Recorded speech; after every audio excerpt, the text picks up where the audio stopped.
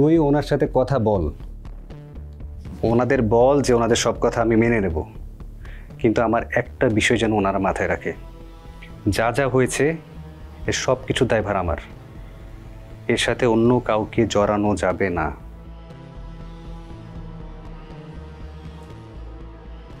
আচ্ছা ঠিক আছে, রাখি। ও শুনলাম আজকে নাকি তুমি অনেক বেশি ঘুরেছো।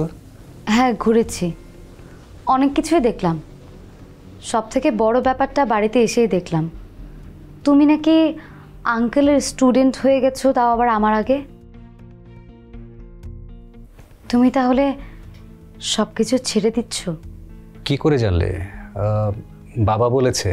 আঙ্কেলের স্টুডেন্ট হবে, তার উপরে আবার বাবার হয়ে কাজ করবে, এটা কখনোই সম্ভব না। আমি এটা খুব ভালো করেই জানি।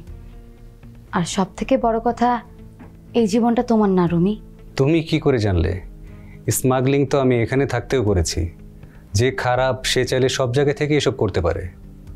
আমি খারাপ, আমি চাইলে যেখানেই যাব সেখানে আমি এসব বানিয়ে নিতে পারবো। যে মানুষটা খারাপ কাজ ছেড়ে দিতে চায় সে আবার খারাপ থাকে কিভাবে? কিন্তু তাকে তার অতীতের দায় শোধ করতে হয়। কার্মা বলে তো একটা ব্যাপার আছে। আমি আমার পাপের শাস্তি আমাকে দিবই। যদি সেটা কেউ আমাকে নাও দেয়, আমি নিজেই নিজেকে দেব। কি শাস্তি দিবে তুমি তোমাকে? খারাপ লোকের যে শাস্তি হওয়া উচিত আমার সেটাই হবে।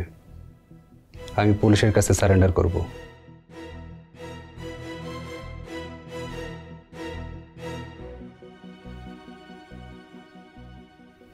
আমার শাস্তির কথা শুনে কেউ এতটা চমকে উঠবে আমার জানা ছিল না।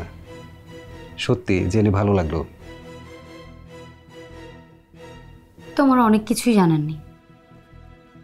কি হলো? আরে চৈতি, চৈত,